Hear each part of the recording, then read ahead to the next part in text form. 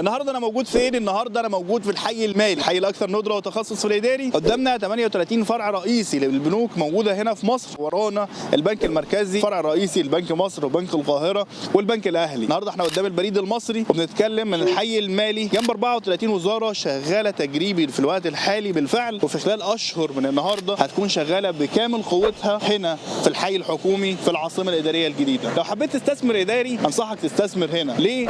لان انت هتكون جنب اقوى المقرات الاداريه في الدوله كلها. تقدر تستثمر من اول مثلا 2 مليون جنيه هنا في الحي المالي بقسط بيوصل معاك ل 8 سنين. تقدر تواصل معايا على الرقم موجود قدامك على الشاشه على الواتساب، ونعمل اونلاين ميتنج نشرح فيه كل التفاصيل وافضل الفرص الاستثماريه بخدمه مجانيه بنسبه 100%. تقدر توصل لاعلى قيمه مقابل سعر. شكرا ليكم وفي انتظار تواصلكم. دمتم مستثمرين ناجحين، مع الف سلامه.